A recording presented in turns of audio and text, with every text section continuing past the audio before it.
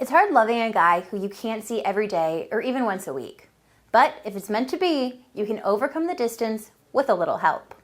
If your relationship has become long distance, if you're looking to get things going with a guy in another city, or if one of you is going out of town for a long stretch, texting will be key to building your connection and keeping it strong. If mishandled, texting can put a lot of strain on the relationship, but it doesn't have to. Keep watching for my do's and don'ts of texting in a long-distance relationship.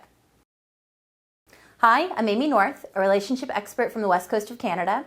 It's my mission to help women build the relationships they want and deserve with advice, tips, and tricks that provide insight into men's minds in the modern dating world. So, how is texting different in long-distance relationships? The truth is that it plays a much bigger role in communication because you're not able to get that one-on-one time as often as you'd like. I'm sure that I don't have to tell you that you need to see one another whenever possible and ideally have a plan to be in the same place down the line if you want this thing to last long term. That being said, make the most of your time apart by following these do's and don'ts for texting long distance. Don't overdo it. The benefit of texting is that you can reach each other 24/7, but this can also be a drawback. If you're not careful, texting can turn into a burden. You don't want him thinking he has to always be available to talk to you at a moment's notice. With this in mind, don't worry if he doesn't respond for a few hours and update you on his every little thing. This is harder early on in a relationship, but try to cut him some slack. I'm sure there are times when you're not able to respond right away, and you'd like him to respect that as well. You want texting to be exciting and fun, not a chore. If you err on the side of texting him less, then it will also make him miss you more. While we're on the subject, don't say "I miss you" too much.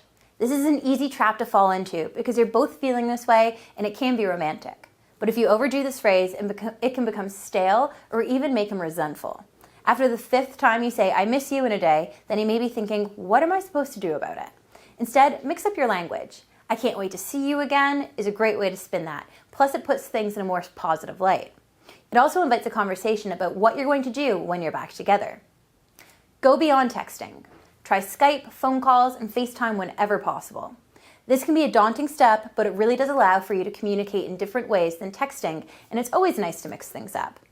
If you're able to video chat on your phone, show him what he's been missing at home or take him on a tour of the new city over Skype. Even if it's just to see where he's staying during his trip, sharing these moments will bring you closer together and give you things to talk about when you're texting later. Keep it sexy. For those in long-distance relationships, it's important to maintain all areas of your relationship. That's why I often encourage my clients to sext, send nudes, and have phone sex if they're comfortable. This is only for those of you who are in a committed relationship with someone you trust, but if you can get over the awkwardness, it can really help you open up in ways that you wouldn't if you were in the same place. It's a good opportunity to get naughty and go deep into fantasy role-playing, knowing that it's all just make-believe. You also want to remind them what they're missing. If your guy is shy or clueless, try breaking the ice by asking what he's wearing. It can be a funny role reversal. Winking faces, flirting, and innuendo are your best friends here. It doesn't have to be too trashy or too graphic if that's not your style. But if you can get him excited from 1,000 miles away, he'll be booking a flight home ASAP. Ask unexpected questions. You don't have to be completely random, but what you want to do is avoid having the same interaction over and over. Think about some things that you don't know about him that you're curious about, and make a point to ask. This will make him think and open up in ways that will lead to more conversation and sharing. If he starts to expect the unexpected from you, then he's going to be excited every time his phone vibrates.